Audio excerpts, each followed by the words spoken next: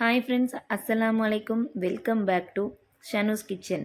இன்றைக்கி நம்ம கிச்சனில் என்ன பார்க்க போகிறோன்னா, ஈஸியான ஹெல்த்தியான கொத்தமல்லி சட்னி தான். வாங்க எப்படி பண்ணலான்னு பார்க்கலாம். அதுக்கு முதல்ல நான் தேவையான இன்க்ரீடியன்ஸ் எல்லாம் சொல்லிடுறேன். மெயின் இன்க்ரீடியனே நம்ம கொத்தமல்லி தாங்க. 2 ஸ்பூன் உளுத்தம் பருப்பு, 2 ஸ்பூன் கடலைப்பருப்பு, 3 துண்டு தேங்காய், 3 பச்சை மிளகா, ஒரு குட்டி சைஸ் நெல்லிக்காய் அளவுக்கு புளி எடுத்து வச்சுருக்கேன். இப்போ எப்படி பண்ணலான்னு பார்க்கலாம் வாங்க. முதல்ல ஒரு கடாயை எடுத்து வச்சுக்கலாம். அதில் 3 டேபிள் ஸ்பூன் எண்ணெய் ஊற்றிக்கலாம்.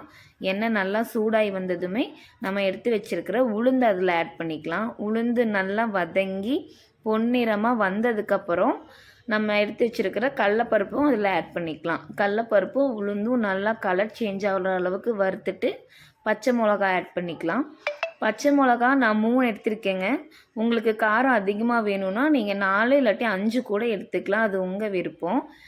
அதுக்கப்புறம் பச்சை மிளகாவும் நல்லா வதங்கினதுக்கப்புறம் நம்ம கட் பண்ணி வச்சுருக்கிற தேங்காய் அதில் ஆட் பண்ணிக்கலாம். தேங்காயும் பச்சை மிளகா எல்லாமே நல்லா வதங்கி இதானதுக்கப்புறம் நம்ம எடுத்து வச்சுருக்கிற புளி அதில் ஆட் பண்ணிக்கலாம். புளியும் அதோடு நல்லா வறுந்ததுக்கப்புறம் கட் பண்ணி வச்சுருக்கிற கொத்தமல்லி ஆட் பண்ணிக்கலாம். கொத்தமல்லி ஸ்டார்டிங்கில் போடுறப்போ பெருசாக தாங்க தெரியும். அது வதங்கினதுமே சின்னதாக ஆகிடும். நல்லா சுருண்டு வதங்கி வந்ததுக்கப்புறம் நல்லா கலக்கி விட்டுக்கலாம். அது இன்னுமே நல்லா சின்னதாக ஆனதுக்கப்புறம் தேவையான அளவு உப்பு போட்டுக்கலாம். உப்பு போட்டு நல்லா ஒரு டைம் வதக்கிட்டு நல்லா அது சுருண்டு வந்ததுமே நம்ம ஸ்டவ் ஆஃப் பண்ணிக்கலாம்.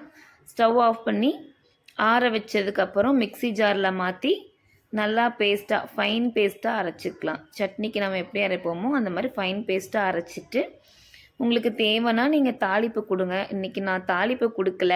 இது சப்பாத்திக்கு, தோசைக்கு, இட்லிக்கு, சாப்பாட்டில் கூட நம்ம கலக்கி சாப்பிட்லாம். அவ்வளோ ஹெல்த்திங்க. குழந்தைங்களுக்கும் பண்ணி கொடுங்க. கொத்தமல்லி டைஜஸ்ட்டுக்கு ரொம்பவே ஹெல்ப் பண்ணும். வீட்டில் செஞ்சு பாருங்கள். செஞ்சு பார்த்துட்டு எனக்கு கமெண்ட் பாக்ஸில் எப்படி இருக்குன்னு சொல்லுங்கள். அப்புறம் நெக்ஸ்ட் என்ன பண்ணலான்னு சொல்லுங்கள். என் சேனலை மறக்காமல் சப்ஸ்கிரைப் பண்ணிக்கோங்க, லைக் பண்ணி